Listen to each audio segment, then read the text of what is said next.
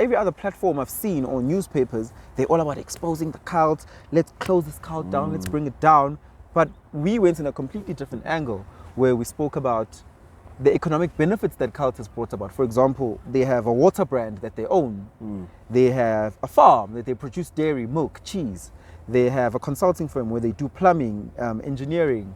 So there's so skills there. More, yeah. There's so much more they've done. It's a multi-million industry, which means, and they're based in rural KZN. And people in that area see them as a beacon of hope where they don't have to go to Durban or Richards Bay or wherever to go and find work. They can walk to KwaSizabantu, which is a few kilometers away from them, and find work. So there's different angles to everything. And what that lady was saying is that as much as people speak of the injustices that happen in there, where don't injustices happen in life? Yeah. Let's root out the injustices. Let's not, what does English say, throw out the water with the baby. Yeah. Nah, I get you. So, I think we can just touch on these topics, highlight a few, and then, we'll go with the conversation wherever it goes. Okay. But just to outline them, it's why are men dominating the podcast space? What are men trying to achieve with podcasts? Are we having a good or bad impact on society? This is obviously men, right? And then the gender wars within podcasting based on men and women. The future of podcasting. Why does the content that lacks substance generate the most buzz? Which is what we kind of touched on earlier on. So we're recording now, eh? Yeah. We've been recording. Yeah, so that whole part of yours is all in. So you see, we raw. Yeah, we raw. We very, very much raw. I think you'll drive the conversation. Yeah, I think I can drive it. I don't mind. Okay, problem. And then we can just shoot. So normally we have a countdown. Okay. 3, 2, 1. Welcome to the Empty Street Podcast, and then. Why Empty Street? Do people ask that all the time? No. Some do. Okay. Yeah, some do. Some Not do. that much. Some do. And the thing is, you have your own. Yeah, based on the conceptualization of the podcast, yeah. And then I have mine just on the name itself. Yeah. So it's. Yeah. I feel like you have a better explanation based on how the actual podcast came about. Yeah. So it's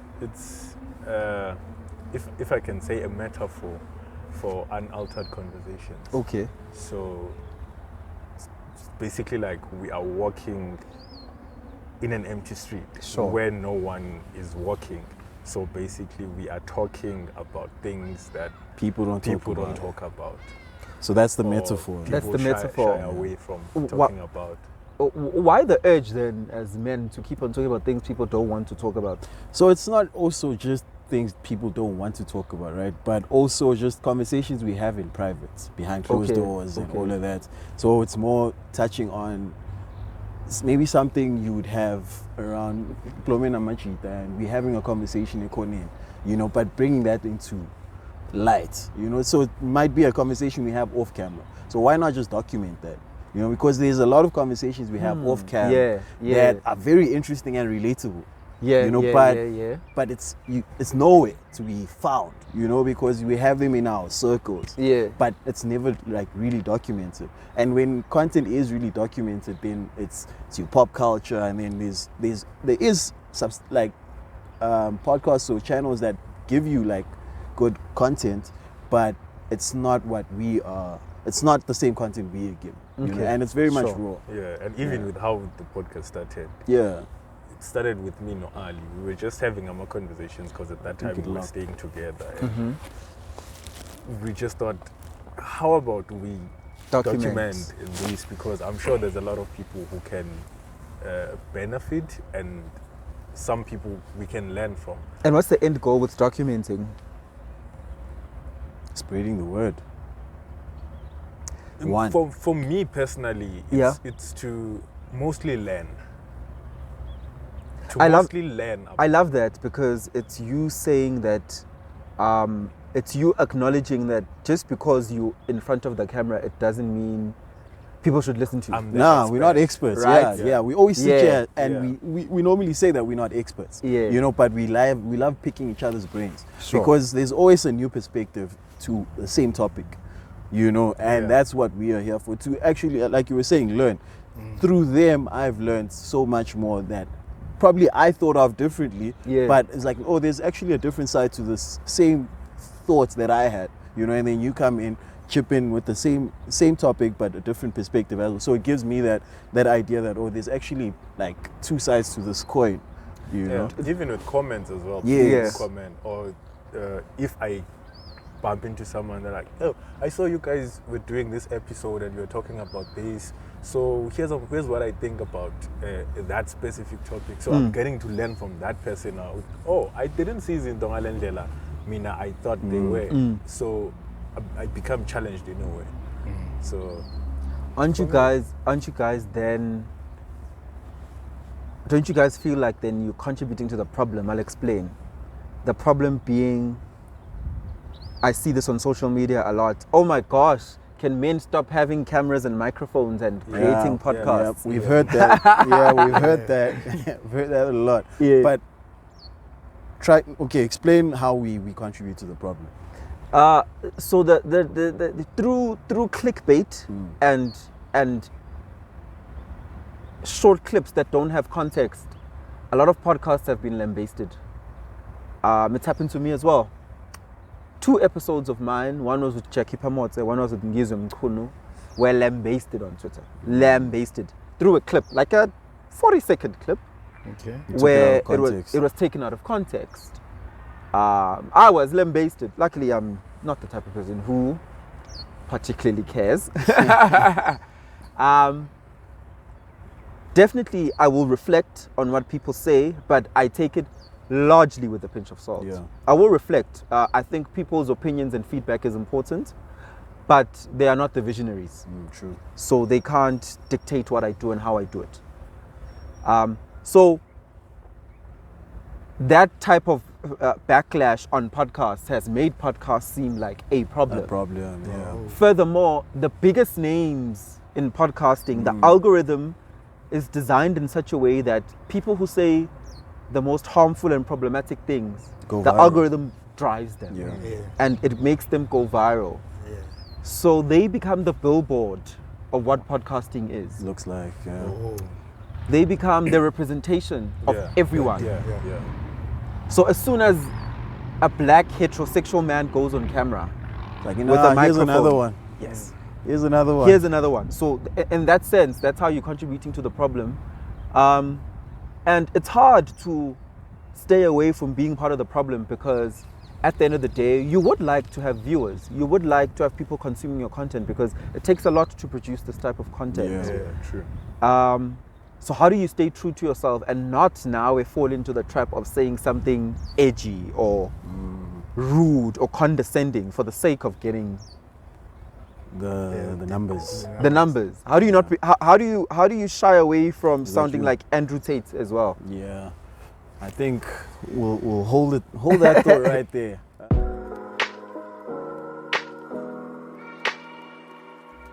You've just stepped into an empty street, a podcast where we casually engage in difficult conversations about relationships, wealth, and health. We are just 3 curious gentlemen who ask questions almost about everything. And our aim is to find answers from others and within ourselves. We sit down every week to explore unaltered conversations. So let's walk the talk together, and welcome to the Empty Street Podcast.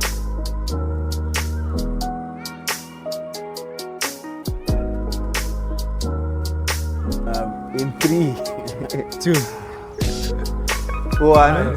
Oh, is that how it is? In 3, 2, 1. We're rolling. Welcome to the Empty Street Podcast. We're live. We're live. Another Tuesday.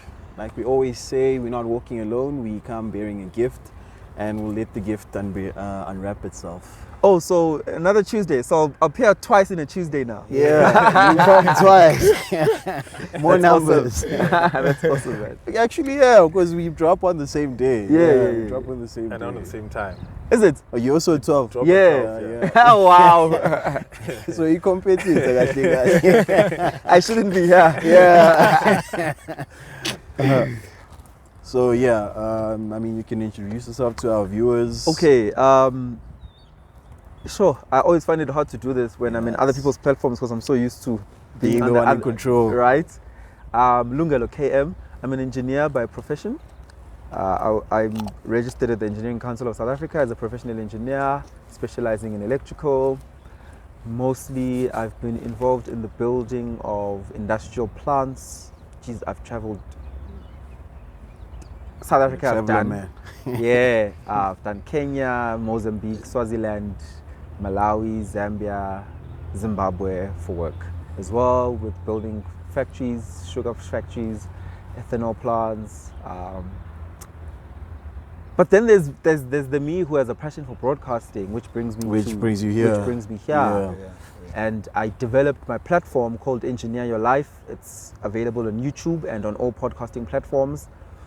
I think the meaning is in the name, Engineer Your Life. It obviously relates to me as an engineer and how I've carved my life in that academic sense. And also that the platform is about life and how a person has engineered their life to be how it is, because it's a sit down with one guest and we have a conversation about the guest and their experiences and how they became who they are, or what informs who they are. How they engineered their lives. For about an hour. So if you've never discovered the platform, this is your chance. Thanks for joining us. Yeah. And I mean, I hope we'll have a fruitful conversation. Sure, definitely. I think just based on your whole, I thought, well, the whole thing of you coming up with Engineer Your Life, I think I've mentioned it. I think it was off camera. And I like the way you married your profession with like what you're doing in terms of broadcasting and all of that, and just the concept behind it. You know, I feel like it makes sense. Mm-hmm. You know, it makes sense. And thank you. How you actually find balancing the two worlds, because you have a profession, right, and then you have this broadcasting gig on the side as well. How do you like balance the two?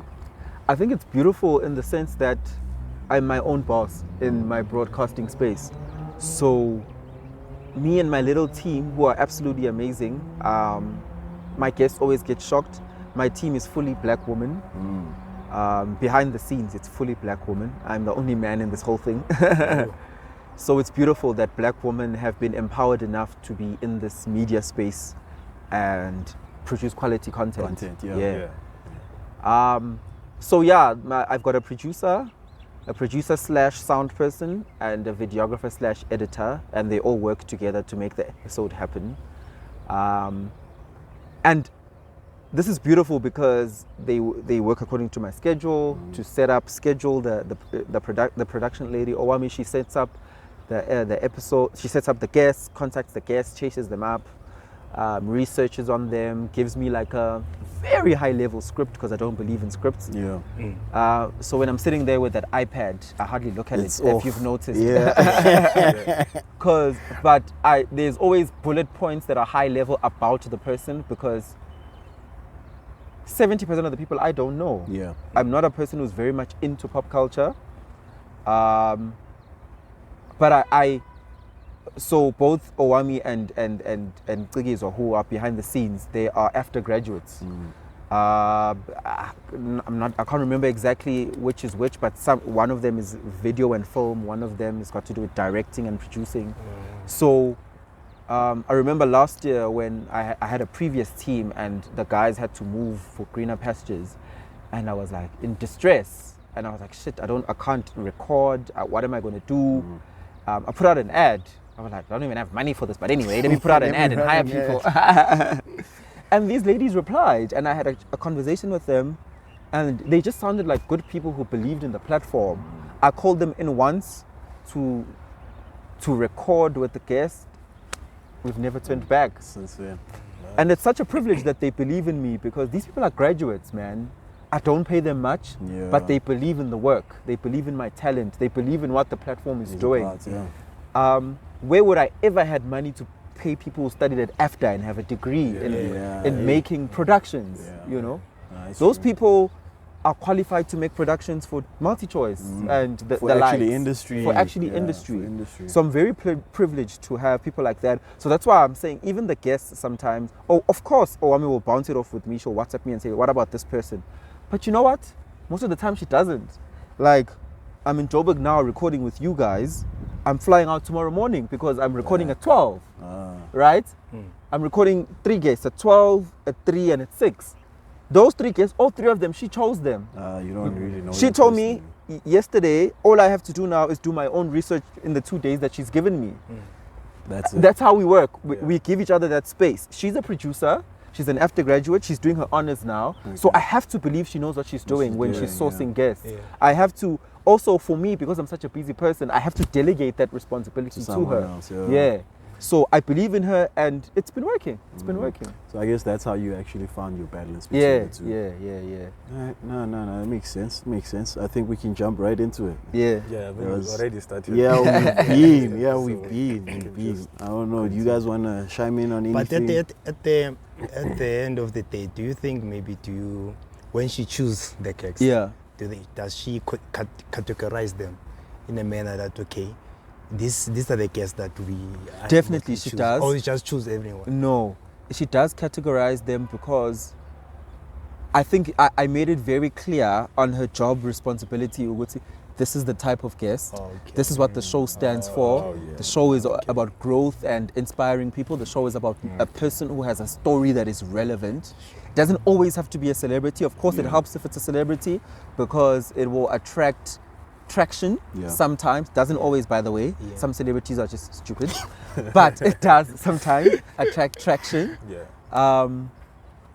There's actually episodes that you guys have never seen because I've shot with the celebrity and felt it's not good enough. Now we can relate. You review them before? I don't review them. I feel it as I'm recording.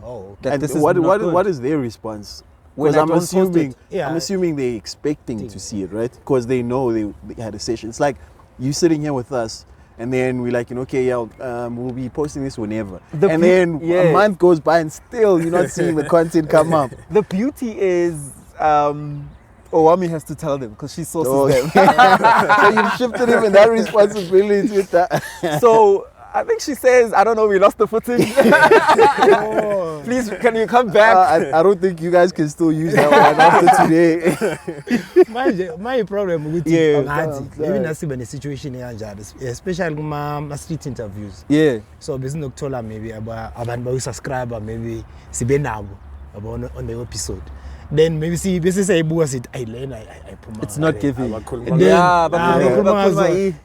say delete. Next thing is when I'm a subscriber down. They go down. Then they don't see themselves in the episode. So what do you guys will tell subscribers that we're shooting at such and such a place and they will come there? No, how does it work? So let's say we shooting someone, right? And then maybe that someone ends up being so it's like we had street interviews. So we then interview them. Maybe I'm interviewing Ali, I'm interviewing SK, I'm interviewing you. And then I'm like, okay, this is our channel, subscribe and whatever. You'll see the content maybe in a week or so. And then a week or so comes and then there's still nothing. And then you just see numbers start dropping. Because all of those people, we made promises to them that they'll see themselves on such and such a day. But I'll challenge you guys. Get to the thousands, you won't notice when two or three drop. You won't care. I was over next. I was on over thousands, guys. You won't notice when 2 or 3 drop. Hey, you won't notice. 10,000. Yeah, you won't notice. You don't even like, whatever. You don't even notice when 2 or 3 drop. Now we just notice each and everyone.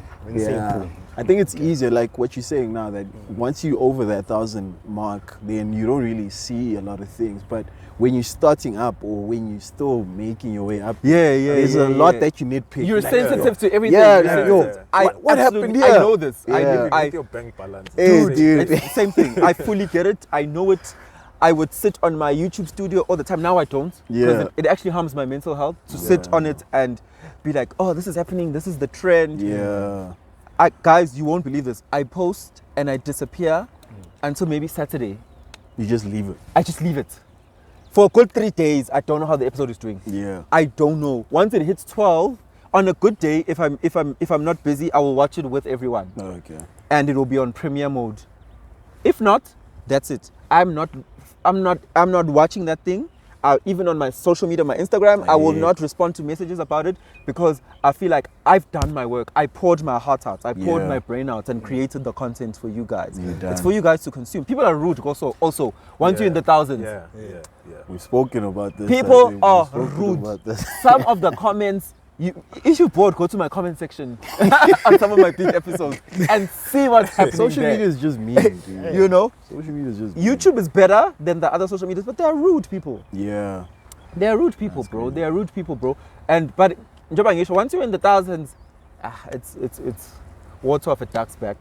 Because you're used to it. You know that in every episode you drop, there'll be a person who doesn't like it. Yeah. There'll be a person who says, what's one thing that I've been told?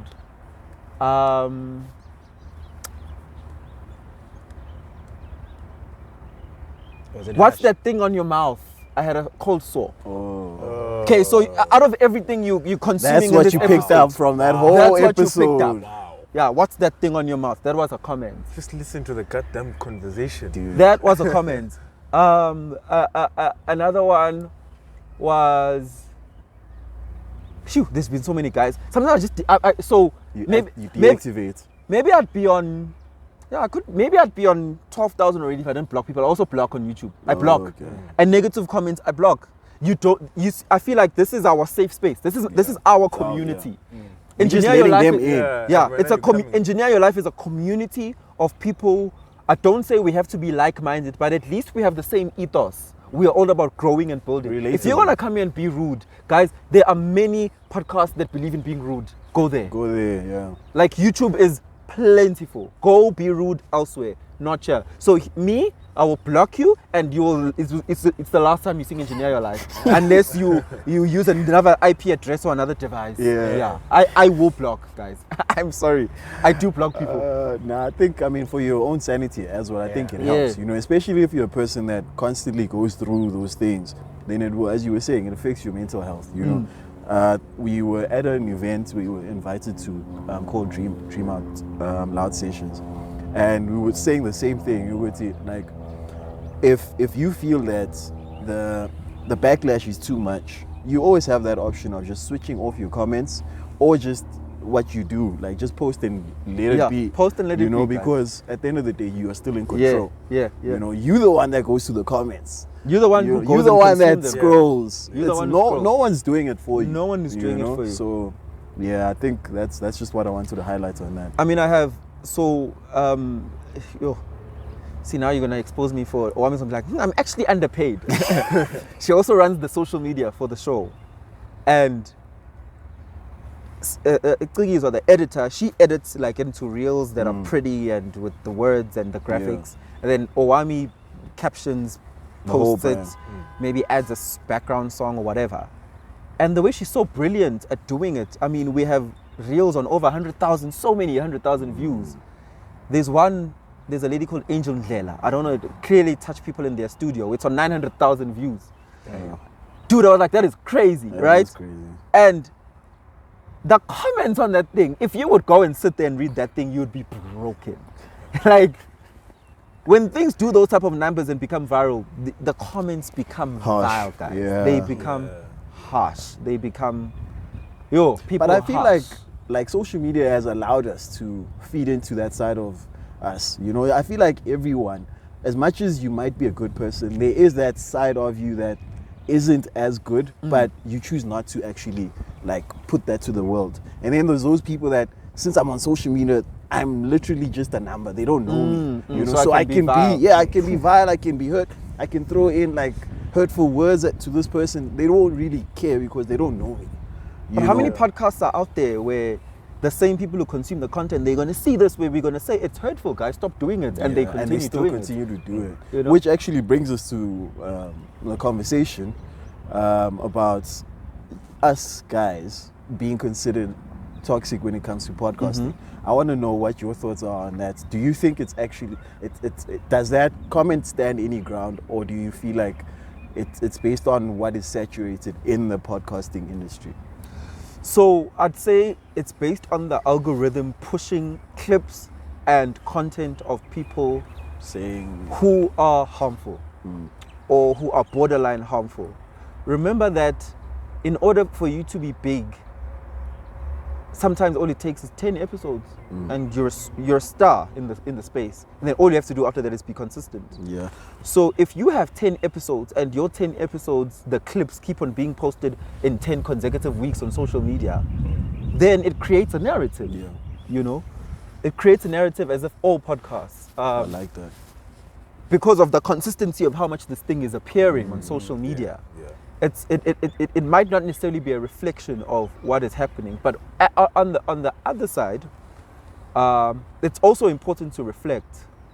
I grew up in Umlazi, in Durban, in the township as a black man, but I grew up as a black man who was scared to be fully who they are because I come from what is considered a marginalized society yeah. Right? In South Africa, as a black person, you are the masses. As a man, you are considered as a person who has privilege. Obviously, as a black man, you don't have as much privilege, but you're still considered as a person who has a lot of privilege. I'm lucky I present in the manner that I present in, that I can sit with you guys here and not be easily identified to be discriminated. Yeah. But as a queer man, I've had to do a lot of work to be able to forgive all the heterosexual men who've discriminated against me, who've hated against me, who continue to hate against people like I on platforms like this, unprovoked. Yeah. Unprovoked. Like a person would go and take a camera and spend 30 minutes discussing a sexuality they don't know nothing about, an experience they don't know anything about. Like, guys, I know you can learn something off a book, but it's something to live it. Yeah, it's different. You know, I'm turning 29 this year. This is all I've ever known, right? I won't go into the details of my personal life, but this sexuality is all I've ever known. Yeah. There's nothing else outside of it. Yeah, I might have said this on another platform. I've never touched a woman in my life in that way. Never. Because it never resonated with you. It doesn't resonate with me. I tried when I was still not being true to myself because I didn't want to live in a world that hates me. I didn't want to live in a society that looks down on me. And perhaps I always say, perhaps I'm so educated and I've done other things that have affirmed me because you try and let the world accept you. So it's easier to accept a Lungelo who's educated in these spaces. Nceba can call a Lungelo and reach out and say, please be a guest on my platform because, one, I present in a way where I'm sitting next to you guys, I don't look different to you guys. So there's the discrimination factor is not there. Whether you guys choose to discriminate against me or not, even the internal one where you don't notice your bias, it's gone because I don't present in a certain way. But me not presenting in a certain way is because just by nature I was designed not to present in in another way. But there are people who present differently than I do. But now, just sorry to jump in, does that not limit your full experience of being a queer person? In terms of like you trying to maybe you're probably not trying, but let's say we're in a setting like this and then you being presentable so that maybe not relatable to the masses, but the people you were gonna be with. I hear you. So I'd say I'm lucky used loosely. Lucky in the sense that I'm lucky that I'm aligned with the world's biases. In the sense that presenting like this is fully me. Okay. You're right? Yeah. So I'm not moving away from my queerness. There's different versions of queerness. Yeah. So I'm lucky because it aligns with the bias of the world. I walk into every... within the margins. I can walk into Uganda that is very homophobic and I look heterosexual. But there are people who can't because they were born being into nails and long hair. And I feel bad, but I'm so glad that they found themselves because South Africa allows them to find themselves. But I feel bad that in a world that still chooses not to accept them, they find it so hard. Do you think Engineer Your Life would be successful if I wore a weave and a dress? And I still had Nceba and signs that show that I'm a man by birth? If you showed both worlds in one I mean, it could have. Because the people are there mostly for the content and not, yes, maybe how you present your content does matter, but for the most part, it's what comes out of your mouth that I walk away with. You know, tomorrow if you ask me, oh, what did you get from Engineering Life last week, Tuesday? And I'm like, you know, such and such said 1, 2, 3, 1, 2, 3. Forgetting that, oh, they presented themselves with a weave and nails and all of that, you know. But yes, I'm not saying that everyone is like that because this is reality. Yeah. You know, it's reality. When we face it, not everyone's going to say the same thing I'm saying. Someone else will be like, nah, what am I doing with this? No, this is not what I signed out for. True. And then unsubscribe or whatever the case is, look for something else which is much more hateful or whatever. So they feed themselves the same content we trying to fight against, you know, and then that's what ends up going viral. That becomes the problem. Yes. So that's what ends up being the problem, because maybe I'm trying to run away from your content because of how you are, and then but you're presenting so much good quality content that I'd rather go settle for someone that's doing switching phones on the streets, about couples switching phones. You know, that's what I end up resorting to because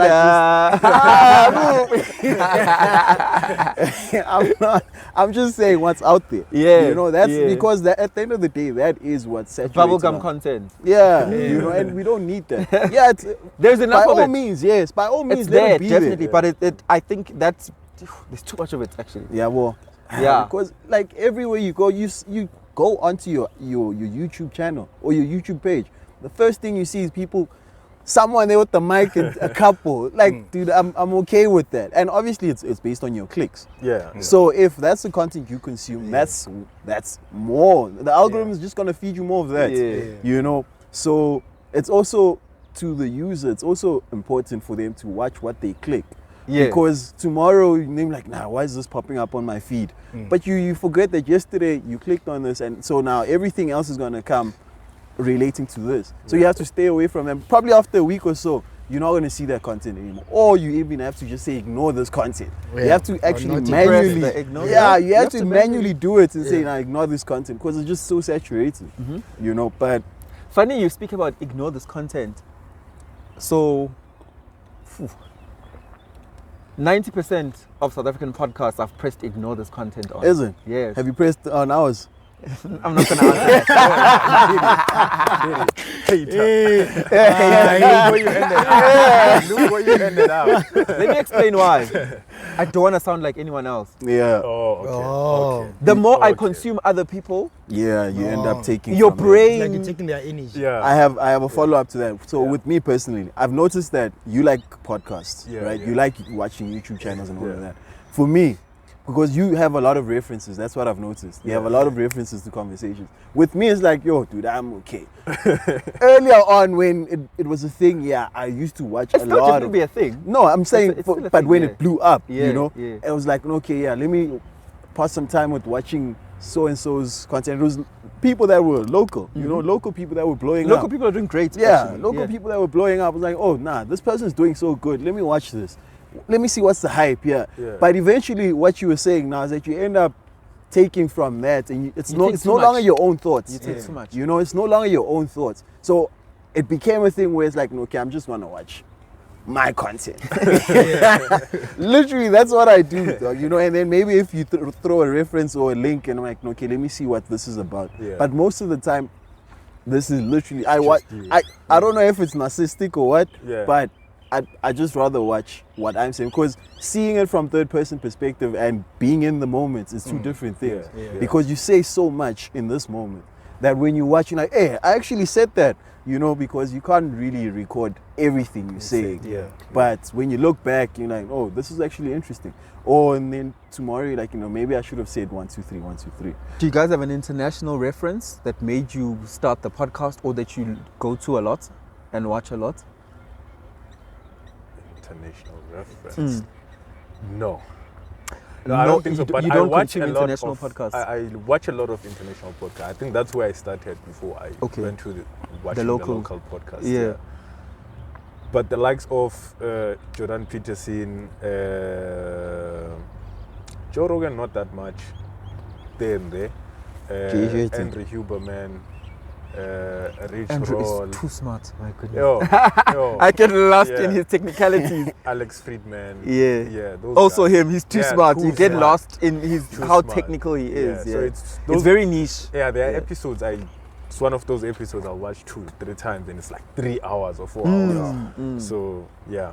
Yeah, so you see, I can't relate. Yeah. So I don't know. And it's not like I do it intentionally. Yeah. I don't know. I have no explanation for it, but I just never find. I think I'm so concentrated on trying to build this.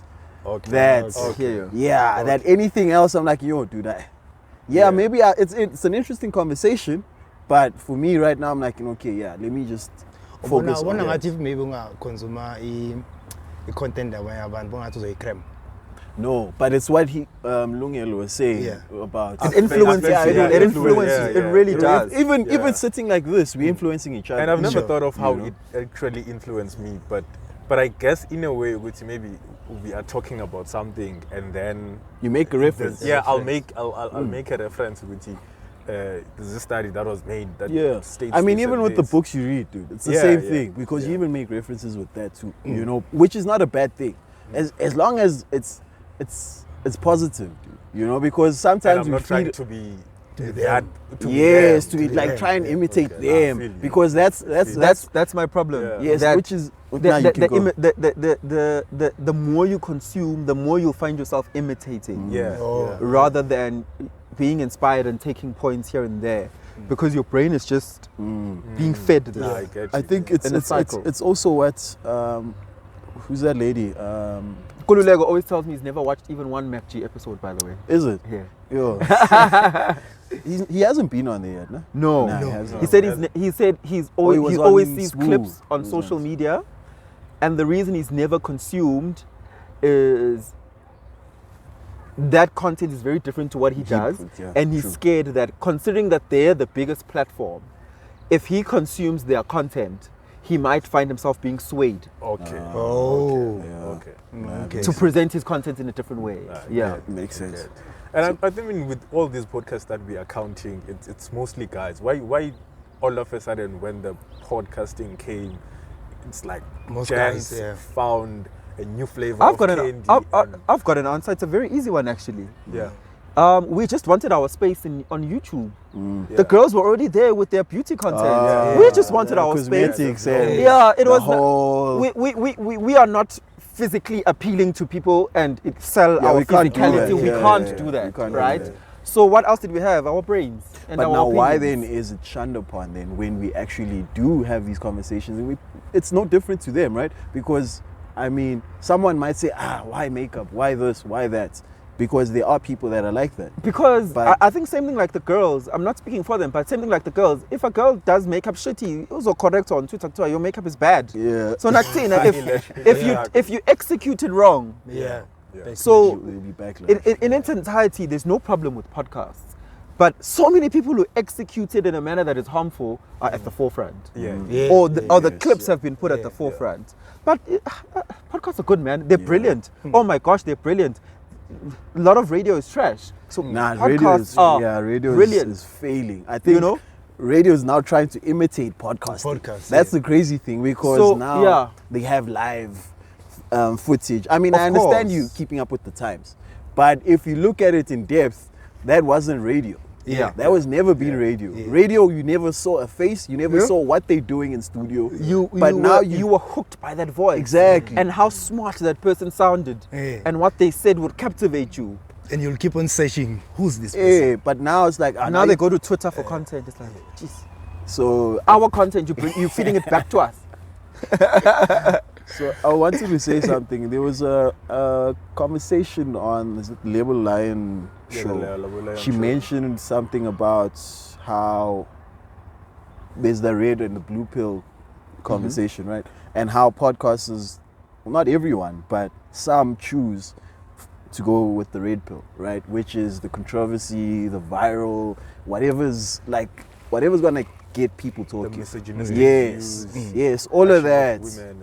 And then they go with that content, forgetting that there's a younger demographic or a younger group of people that access to the internet as well, because there's kids, and you can't run away from the fact that kids have access to the internet. It's quite interesting. Yeah. And then they consume that content of yours, you being misogynistic, hateful speech, whatever the case is, they consume that for entirety, because your channel is there every day, right? And then they grow up to be men consuming that content after we have just spoken about how we influence people, right? Based off what we watch and how we get influenced. Yeah. Now they're being influenced by everything you have been saying. Now they have to go to society, being what you claim to be, because this is on camera, dude. I can be a total person off cam, you know, but now you feeding me a side that makes it seem that, okay, now all gents are supposed to actually be this way. And then I go to society being a newfound. Are you freezing there, dude? I see you shaking. It's a bit, it is a bit getting, it's changing. I'm from Durban. Imagine how I feel. Okay. Like my lowest weather is always like 20 degrees. We'll try and make the conversation more heated. So I just find that interesting. I found that conversation interesting about how people choose to actually go for viral content, the clickbaits and all of that, all for the sake of getting numbers. But the longevity of the harmfulness of that content is not what we actually because I think that's why, like, I think that plays a huge role into why podcasts are getting perceived, into podcast is seen as something that's toxic to the society, like take away their cameras and microphones. So on the other side of it, perhaps it was good that a lot of these misogynistic views were exposed on camera, because it means it's been happening underhandedly. Yes. And off cam, it's been happening off cam, and it's been harming people in real life. And there was no reprimanding, right? Yeah. So it's good. Maybe it's good now that people are exposing themselves. You guys actually trash many of you guys. So now we can tell our kids, okay, don't watch that person. That person is not good. Yeah. And now we have a reference. Don't watch something that sounds like this. Because for every misogynistic podcast, there is a Label Lion show, as you're saying, where she's all about growth and marketing. Marketing. There's an Engineer Your Life. There is a Mpumi Letraba. I can't remember what she calls herself. Wisdom and Wellness. There's a Wisdom and Wellness where she's all about healing and spiritual, you know? Yeah, there's so much more. So, but now how then do you, because there's still things like clickbait. So how do you train your kid, you know, whoever's kid it is, how do they then go into the internet knowing that, this is how it's portrayed to be, and it's not just clickbait? Because I can easily just put a front on the thumbnail and just say, okay, I just won $1,000 or $1 million, right? And then when you click, it's nothing related to me winning $1 million. Nothing related to what I have on the thumbnail. Now we can put the thumbnail as what you just said. Misogynistic views are helping society. Watch that's a good one. Watch what that does. That's a good one. And then you'd see, okay, let me click and hear what and then the conversation. And then the trailer is me saying that, and then it's over for me. The numbers will go up for us, down for you. But I want to also add to what Nceba was saying, Guti. As you just mentioned, Guti, umntwana maybe uzomnika guidance, you don't watch that person. And if you remember, kids nowadays, they are very curious. Yeah. They want, immediately when you say don't go there, they are going. That's where they are going. So now, how do you help them when it comes to that? It's hard. It's hard, yeah. The internet is more powerful than parenting. Yeah.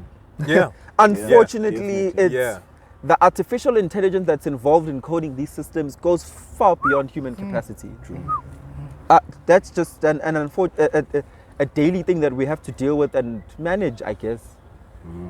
And manage, Because I mean, even with all the restrictions that a Google account will give you, I mean, you have a right. Let's say if you're a parent, you have the right to manage your kid's account, right? Block certain content, but then there's things like Netflix. You can't block a person out unless you put a pin on it. You know, yes, there's that kid's channel there, but if they have access to the actual original channel, then they have access to every kind of content on like for movies. example, the child, I don't know, comes back home from school. The helper is still busy. I don't know if they have a big house. The helper is busy upstairs running some ironing. Yeah. The kid goes into mom's room. Mom's Netflix doesn't have these because it's in mom's room. Exactly. The kid sits there for 3 hours chilling in mom's room, watching on mom's. Yeah, I get your point. So I feel like even with these safeguards in place, it's still the job of, I don't know, maybe the parent, but as you said, that it's like parents are going against the internet these days, and kids run to the internet for solutions more than they do to their parents. Absolutely. As do we. When we want something, we run to how-tos. Yeah. How to do this, how to do that.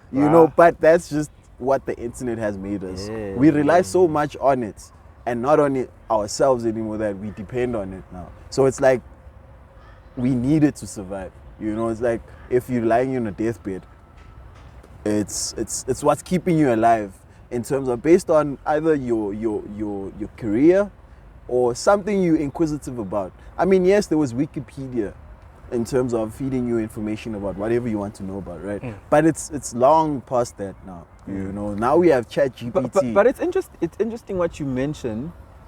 The algorithms are similar, but they are not off the same ethos. I will speak for a platform like a Netflix and a Showmax. They are actually opposite to what this lovely platform we live in does, or a TikTok or a Twitter or the other social media. Do you know why they are the opposite? A social media, what it does is feeds you what's trending. Yeah. According to what they may perceive are your interests, so that they can sell ad space on that. Yeah. No. A Netflix and a Showmax, conversely, all they're trying to do is keep you watching glued for as long as possible. Yeah. So they're going to actually give you what you're interested in. Yeah. More of that. Yeah. Right? Yeah, it's different. It's different. Yeah, they it's give you more of what you're interested in. These ones are giving you what's trending, which is possibly toxic, which most of the time what's trending is toxic. Yeah. Yeah. Right? Yeah. Because they can place an ad on what's trending. So they create your interests. They create your your interest interests. versus these ones who receive info to understand your interests. Yes. They're creating interest for you. That's interesting. Yeah. I didn't look at it that way. Yeah, but they're it's very creating interesting. interest Yeah, for they're you because they need to sell ad creating space interest. more than anything. That's all they're More there than to do. anything. Sell But- ad space.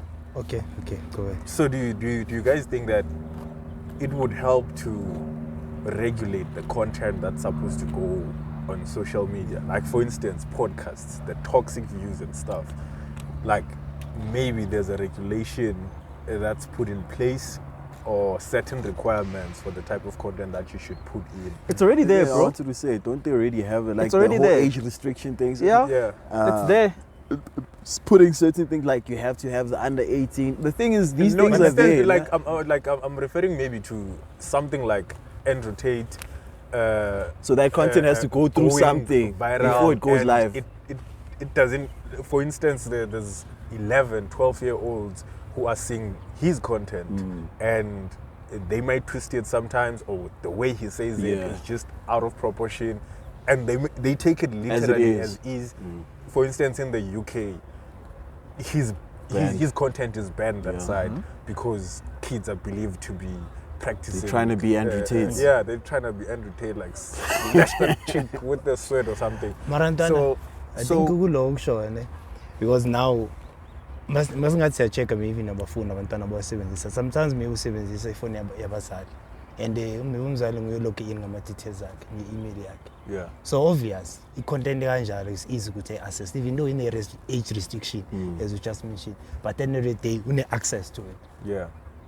Angithola. But you as the parent also, I mean, you should know what your kid is consuming. As a parent, it's your duty. But nowadays, Or maybe the regulation should be towards one another. We as gents, we try to. I love guide that you said that, because regulators respond to problems that exist, right? Laws about not hitting your partner are because somebody out there stupidly decided that they're going to hit their partner. No law was created thumbsucked, right?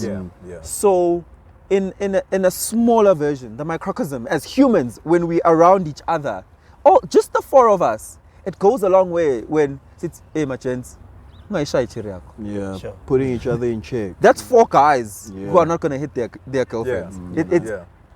You might think it's small, but if each 4, every It's 4, the next 4. Yeah, it's a butterfly effect.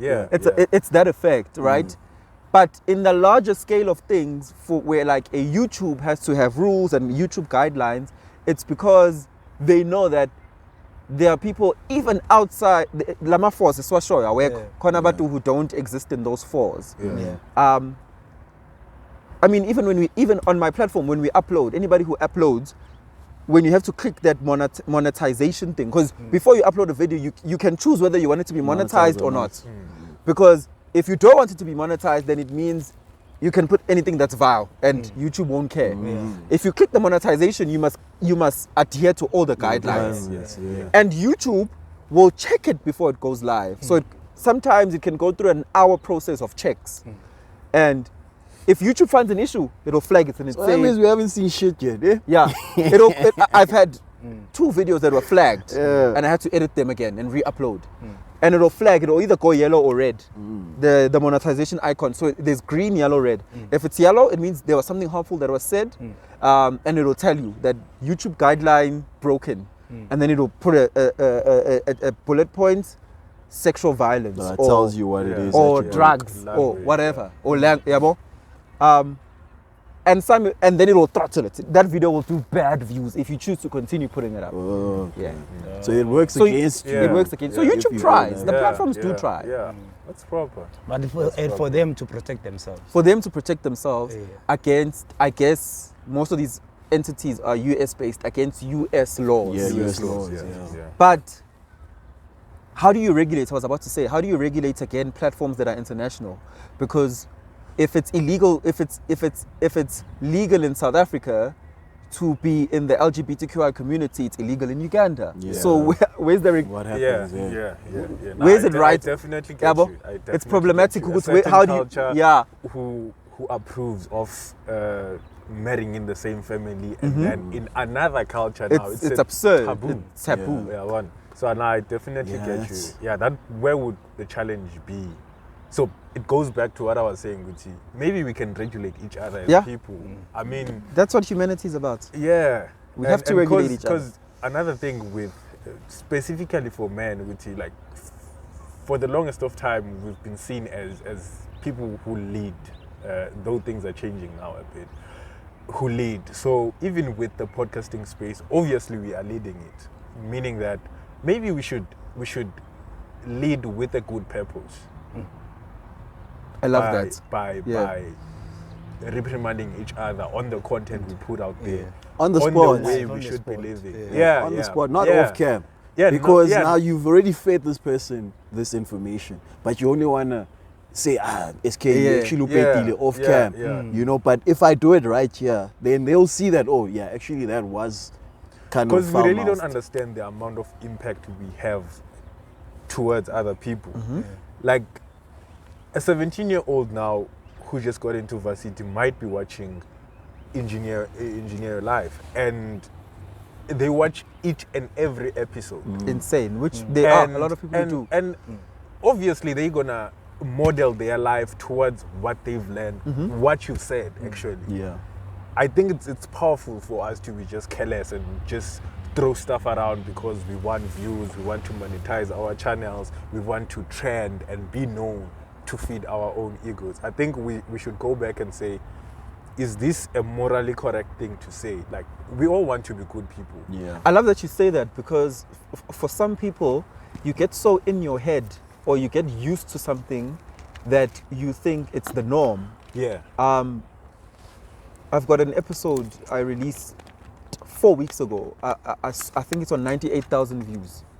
That's insane. That 98,000 people have clicked. Like 98,000 people. You've influenced 98. It's not 98,000 robots. No, humans. People who consciously chose, right? So I love that you're saying, Oguti, these are humans that we are influencing. Humans who have lives, who have decisions, who take decisions, who have to be accountable, who have to go to work, who have careers.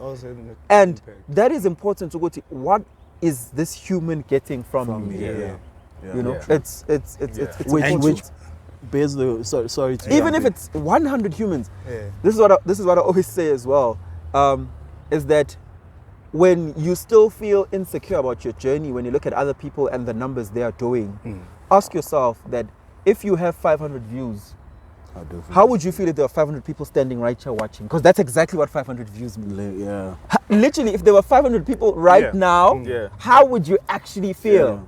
Just because you can't physically see them now, why do you suddenly feel small and not when Nceba doesn't have impact? That's a lot of people. That's a lot of people. Exactly. Yeah. That's a lot of people to be influencing. I mean, even one person, what Nceba always likes saying, we don't do this for a lot of people to see it. Just one impact to one person. That's enough. That's enough. Because that person will have an impact to the people that around they themselves. Around them. Which I fully believe. There was something I wanted to say something about. It leaves us with the idea that we actually have to be conscious of what we give out to the world, what we feed to the world.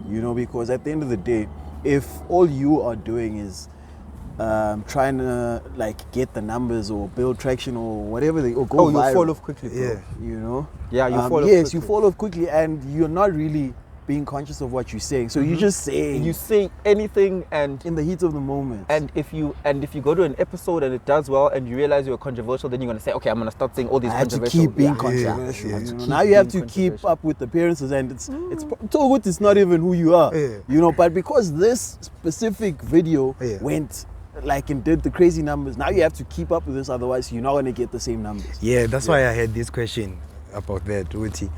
As much as we are pushing this podcasting, are we having a direction? Good, okay, we are pushing this to this direction as podcasters, or we're just doing it? Just no, you have to have a direction. You have to have a vision, bro. But right now, are we moving in a way that we have direction, or we just as a collective, as an industry? Yeah, as a collective in a podcast industry. Definitely, I think we are. I think it takes a lot to build numbers. I know you guys might disagree that some people have built numbers by being controversial, but it takes a lot to be committed to recording every week. You guys know what it takes. Yeah, definitely. It takes a lot to buy equipment and improve your content and improve your editing skills and pay people, because there are a lot of podcasts where people are being paid. So I really think those people are visionaries. But different people present different content. We just need to accept that as humans. Yeah. That some people will present wellness, some people will present marketing, some people will present tech, some people will present lifestyle, some people will present knowledge, and some people will be politics. Yeah. One of the most beautiful podcasts I've ever come across, that has grown steadily. In fact, it didn't grow overnight. It's been 4 years, and it's only doing numbers this year. Dr. Season Mpofu Walsh. What an intellectual, he's so true to himself. He's an intellectual, he's the son of a politician, so his whole life has been carved around politics and his racial identity because he's mixed race. He's really being true to himself in how he's presenting his podcast, right? So I don't think there's anybody else doing a podcast like that in this country, So that's the importance of being true to yourself. You will find your tribe. As long as you maintain the vision, everything follows. It will alter it here and there if you see moments for improvement, but never ever leave the reason you started. Yeah. But in a way that I was saying, in a direction and in a form of maybe saying it as podcasters, this is what we want to achieve. Our direction is to make an impact, right? Obviously, this is what we are doing. But in the impact in the sense that we want to change people's life, we want to shape even maybe a perspective on something. But what I'm saying is not everybody wants to change lives. Yes. Someone just wants to put in content that makes no sense. Some people want to be entertainment broadcasters, and that's okay. There's space for that. In fact, being an entertainer is changing a life because life is stressful. So people need a place where they can cool off their stresses. But maybe you are saying you want to be a podcaster that speaks things that have a lot of sense and are about uplifting and are about creating conversations, debates, but that's not everyone's. Of course. Yeah. You think that refer to you personally on how maybe you approaches you live your life? Yeah. It definitely refers to you personally. I mean, there are podcasts where people smoke weed on the podcast. It's them. Yeah, you know, it's their thing. It's their thing. Maybe you must try hard to not be offended by what other people do, and it's really their thing, and they're gonna have their tribe. You're allowed to have your opinion on it, but don't judge. Don't say what their version of podcasting is wrong. There is no wrong version of podcasting. And I think that's the beauty of it, right? Because there's so many ideas that can come out of just podcasting. Yeah. It's not just one thing. Like radio is just radio. You know, that's what I'm saying. They're trying to tap into podcasting now, bringing in the visuals, trying to show us how the life of a radio presents it basically, you know, which we didn't know before. Before like podcasting and all of that. But with podcasting, it's like even us, we're not restricted to a studio setup. So anyway, we can literally pull up and set up and we shoot. You know, someone else, what you were saying now, they rolling joints, they smoking, passing joints, whatever the case is. A lot happens in podcasts nowadays. Oh like, my God. There's so many ideas that come out of podcasts. It's like you're not limited to one idea, you know, but there's also, it's like a gift and a curse, you know, because sometimes you want to put out something out there it's harmful to other people because maybe it's an influence that shouldn't be given to society. Shouldn't be given a platform. Yes. I hear you. I do strongly believe as well that there are things in life that shouldn't be given a platform. Yeah. A person who has been violating children inappropriately, I don't want to use the words that are going to make YouTube take down your videos. That person, for example, must not be exposed to children. Full stop. There's no debate. They can't be a school teacher. You know what I mean? They can't be in a creche. Just don't put them in a space where there's kids. So I mean, even online. Even online, yes. So don't expose people. We should have. With that said, that person, while not being exposed, it must have a limit. Okay. Because isiZulu sithi awukumgqomo womuntu. Jail exists to rehabilitate, not to throw away people. Yeah. But does it though? The person who has been cancelled to the end of the world right now, I don't agree with the cancellation of anyone. Personally, that's my stance. Share the same sentiment. Join the club. Humans must be rehabilitated all the time. If we die trying rehabilitating someone, let's keep on trying. Yeah, because I mean, if you're shutting that person out, how are they going to learn from their mistakes? I think they should be shut out for a period, though. As I said, it should be limited to a period. They must get a time out to go reflect. The naughty corner. I don't know which I ask now, but in a platform on YouTube, they just interview. Excon. Excon. Yeah, the Agenda Network. Yeah. So everybody share my experience wabo. Guthi we have reasons why maybe beba phila le yampilo le beba iphila. You see ukuthi ezinye ezikanjalo as much as maybe wazi sebabuya la babuya khona, but iyanceda ukuthi even nangathi uyayibuka ukhona ukubona ukuthi okay, this person is changed. Lo buya because ifana ezinye izinto abazenzayo labantu abandi just maybe gangsters. There are a lot of things that are going through these people. Eziningi izinto abayifaceayo. It's not like uvese wavuka nje wa decide to party spam zonke into ezikanjalo. I love that you say that because you find some people I grew up without a mom and a dad. I was 7, I was made to go live with a cousin. That cousin wouldn't give me food, so at 12 I had to move to another school. You're like, yo, this person has been through so many 10 traumatic experiences and we're judging them for being in jail. I think we should be kind to one another. Yeah. And understand the nature of life. People go through things that if we were in their shoes, possibly we could be those people that we are judging. But Lost your train of thought. Yeah, with that pause, but what do you guys see the future? The future. I love the Empty Street podcast. I can't lose my train of thought. It gets to it gets straight in the eyes. Yeah, hey, nothing can you pray? Come on, my brain. It plays it's serious. It gets serious. You can't just miss a word. You have to be on cue every time. But where do you guys see the future of podcasting, like where we are now and what? Oh man, it's only the beginning. It's only the beginning. It's beautiful though. It took a while to begin. Funny enough, you guys realize that we were made a thing by COVID. So there's good to everything in life. So it's only the beginning. Our podcasts are going to be massive. I hope we have the sensitivity to understanding what it means to be massive, because it comes with fame or being infamous, whichever side you choose to go with. And responsibility. Yes, so that means you must be very responsible. I discovered a podcast in December or January, and it almost affirmed me. This is going to be amongst my parting words. It almost affirmed me that, damn, I'm in the right direction. I don't know if you know the podcast, The Diary of a CEO. Yeah. Stephen Bartlett. Engineer your life, Diary of a CEO. Do you see the distinction now? Yeah. I only discovered it 9 months into my podcast. Only to find that what I'm doing is similar to his. So I didn't know him.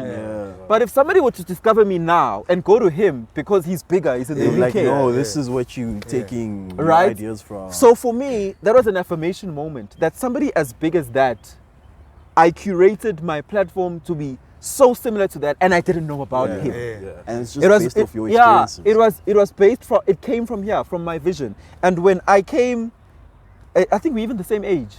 Yeah, he's 29. Yeah.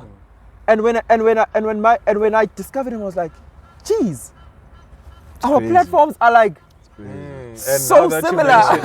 It's crazy. And crazy thing is, if you discovered him before you actually started your own podcast, maybe you wouldn't have started. The direction you would have felt like different. He's too far ahead.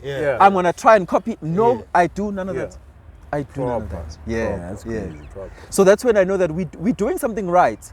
And when I listen to the things he speaks about, I consume some of his content. And when I listen to the things he speaks about, the things I speak about, I'm like, it's only because we're in Africa that the algorithm doesn't push us as much as they do. Yes. But in content-wise, we're there. I think in terms of content, we are there. One episode away from we are there. Being right there. We are definitely there. I look at the things he says to the people he says it to, and I'm like, no, man. It's just that he's placed in a first world country. We're there. Awesome. That's awesome. Any last words? For me, I would say in terms of the future of podcasting, I feel like it's definitely just starting off. If you look at the numbers in terms of the community, it's nothing close to what it's still gonna become. And it's gonna move away from just YouTube. It will be what people watch on TV. That will be what you actually tune into. That's where I feel it's gonna take. Radio will be a thing of the past. Unfortunately, for whoever's a radio presenter will be a podcaster. Maybe they will still have that market of radio for people in cars and whatever the case is, but podcasting will be the new radio if it hasn't become radio, because I feel like there's plenty of people that have the radio background that come into podcasting, have the same idea that, I have no filter here. I can literally be myself and whatever the case is, but there's dangers in that too. That's why they put guidelines, as we were saying earlier on, so that you don't actually become the person that just runs their mouth however and ends up offending people. If you look at, I think we mentioned the podcast earlier on, how that one also blew up during COVID. It was just cancellation. They were like, let's cancel this, let's cancel that. Brands were disassociating themselves with the podcast. But then now they're all back. But now all of them are back. So it's like, as much as it's a small community at the moment, it's literally gonna take over television, Telenova, however they call it, but broadcasting in its entirety basically will be podcasting. And I think at the end of the day, as much as it's growing very slow, but at the end of the day, impact is nice. It's a lot. Because it's tangible impact. Yes. Yeah. And among check my podcast, especially in MXG. I think now, especially MXG, I've stopped watching it because I feel like it's no longer a content that I relate to more. And that's okay. Yes. That's okay. Like, no, I'm good, right? And in the most cool direction, I feel like the episode ezinye izinto esiyikhuluma is like advices, right? Then bese uyayi-check ukuthi now you do what introspection, right? Then you realize ukuthi lento le sometimes unokuyi-advise abanye abantu, hayi, is that me? Is that how I live? Do I believe that? Do I live in that manner? Words, yeah. Like uyabona ukuthi okay, nezinye izinto manje ngibona ukuthi na akusimi loyo usho lento le. Because angiphili kanjalo. Manje bese uyayibuza ngiyapretend. Ngisho lento because ngicamera. Yeah. Oh kwenzakalani? Because mase ngisuka lapha if ngisho la and ngingaphili yona, then ngisho ukuthini? Then okay uphinde uyibuyize ukuthi okay. Then ukhona ukuyithola wena ukuthi okay mina umuntu kanjani, then uyabona ukuthi okay kahle kahle ngiyilo yamuntu lo spot. Because some of the things bese ubona ukuthi uyayikhuluma, mina uma ukhuluma umqondo ujela ukuthi uyazenza kanti awuzenzi. Uyabona? Then bese iphayisisa lapho. But at the end of the day, as much as maybe umunye umuntu obuke a podcast that ayibukile today, asibukile manje, maybe na uzoba motivated ukuthi aqale yakhe, right? Which uzoba into right. But the one thing oyishilo ukuthi stay true to yourself. Absolutely. Right? So into only ungakhona uyenza ngale podcast le mayicala, the only thing that we wanted to share is what we believe in, is what we think. You understand? So immediately if maybe she share whatever she share, at the end of the day melodi moyibuka ube proud. Like ngifika la manje ngafika ngibe toxic ngizazi mara ngisilo umuntu. At the end of the day, then who are you doing it for? Because at the end of the day oyibhekile mawusho lento at the end of the day mawulala then masobuye umqondo then ngicabangani. Ngiyangithola ihunter wena uyi1 noma use toilet ibuye ikhandi. And the thing is, it's gonna sit. The thing is, it's gonna be on the YouTube server forever, right? Yeah, I understand. So now it's like, okay, you are this person now, or who you pretending to be now, right? Yeah. But you're gonna live a whole new life ahead of you. Yes. Have kids, have a family, whatever the case is. Someone catches wind of that episode of yours, you being toxic as hell. Yeah, I understand. You like it out, dude. I mean, yes, we're allowed to change, and adapt and become better people in life, right? We're allowed to have that.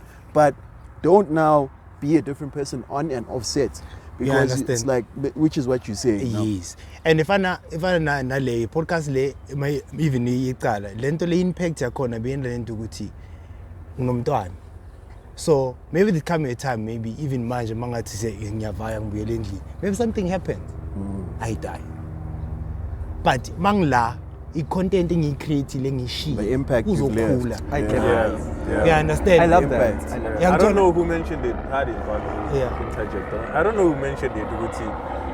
The privilege we have in this day and age is that we can actually live, or it's something that was going in my head. I don't know.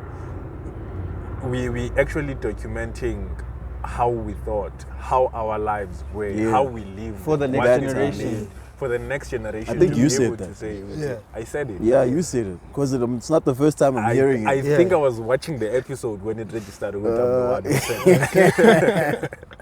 So they get to have that blueprint.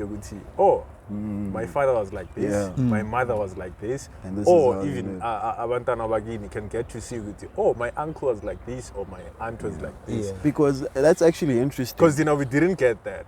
Our parents were closed off. We didn't know their struggles. We didn't know what they actually how they thought, how they think, how they thought. Even also that they were mostly on survival mode, trying to make ends meet for us. So we are creating that for, as much as we're fighting our own battles, we are creating that platform for them as well to see.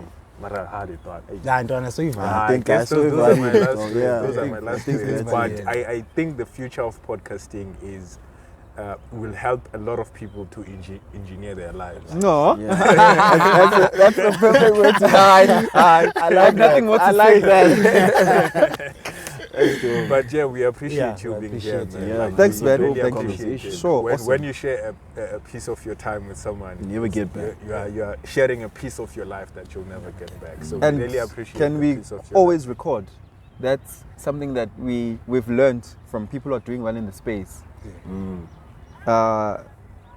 You co-sign each other by appearing on each other's platforms Yes. over and life. over Yeah, again. yeah. True. And Yes. I think you mentioned it, Wuti, like you were referencing how they do it overseas, Wuti. When someone is releasing a book, he will appear in each and every Yeah. podcast. And that's something we don't have as No, yet we here. don't have as yet, yeah. But I like it when we are appearing on each other's shows Yeah, and podcasts. yeah. Which is what I think we kind of starting to have that mindset of collaborating, Yeah, right? yeah, You see it with the people that are doing it in Kuleg or Penwell, Smooth. You know, there's collaborations happening already.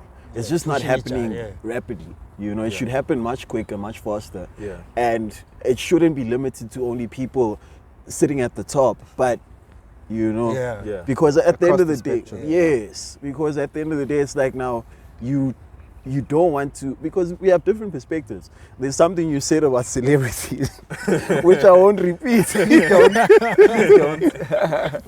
But you won't get that from me. Yeah. You know, I might bring something you would not have even gotten from that celebrity, but you just there because that person's going to give you the numbers, but not the substance. You know, so that's where the collaborations then give you a bit of both. Yeah. So there's no countdown for the ending. Now The there's ending, we have just a say, close. way we close. Okay. Are you writing any book? No, I'm not writing a book. I'm continuing with engineer. Oh, does my master's count as a book? Oh, it's stressing It does, because you're gonna write thesis. Yeah, you're gonna write a Yeah, thesis. I'm busy with my thesis. Engineer your life. Just keep watching. That's my heart. That's my baby. Yeah. That's your book. That's my book. It actually is my Yeah. book because it's a part Every of week me is a that new chapter. every week is a new chapter. Watch on YouTube. Become a member. Listen on Spotify. I got crazy listeners on Spotify. Spotify has decent reaches. People in It other actually countries does. where you're like, I saw Germany just the other way. I'm like, Germany? I'm like, that's crazy. And I'm not Yeah. even pushing it that big. yeah. So crazy. yeah, that's it. Lungelo KM. Thank you guys. Thank you so much. Man. Thanks. But as we always say, Take care of yourselves, take care of each other, and take care of your pockets. This is the Empty Street Podcast, and we signing out. That's our countdown.